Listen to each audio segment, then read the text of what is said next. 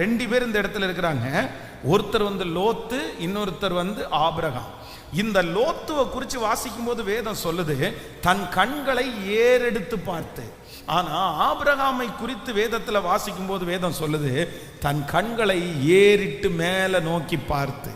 அப்போ ஒரு தேவனுடைய பிள்ளை கர்த்தரை மேல நோக்கி பார்க்கிறாரு. இன்னொரு ரட்சிக்கப்பட்ட பிள்ளை எதை நோக்கி பார்த்துச்சு அப்படின்னு சொன்னா பூமியை நோக்கி பார்த்துருச்சு.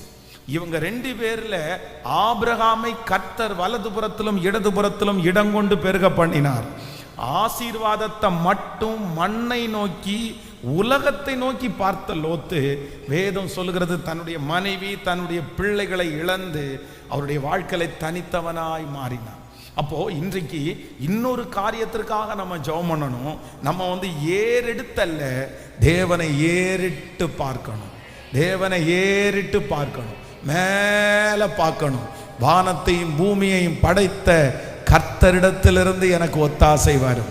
அப்படியே கணக்கு முகத்தை மேல உயர்த்தி உடைய கைகளை மேல உயர்த்தி, இப்ப இருக்கிற தேவை ரொம்ப பெருசுதான், இப்ப இருக்கிற சூழ்நிலை ரொம்ப பெருசுதான், ஆனா நான் என்னுடைய கண்களை ஏறெடுத்தல்ல, ஏறிட்டு மேல உன்னதத்தில் இருக்கிற தேவனை நோக்கி, மனிதனை அல்ல, இந்த பூமியே அல்ல, ஆண்டவரே என்னுடைய சொந்தங்களை அல்ல, உமது முகத்தை நோக்கி பார்த்தவர்கள் வெட்கப்பட்டு போனது இல்லை, அவர்கள் பிரகாசம் அடைந்தது உம்முடைய முகத்தை. கர்த்தாவே சொல்லுங்க ஆண்டவரே, உம்மையே நோக்கி பார்க்கிறோம், உம்மையே நோக்கி பார்க்கிறோம். சொல்லுங்க உம்மையே சத்தமாய். ஹalleluya ஹalleluya. இயேசுப்பா உம்மையே நோக்கி பார்க்கிறோம், உம்மையே நோக்கி பார்க்கிறோம், உம்மையே நோக்கி பார்க்கிறோம். ஹalleluya.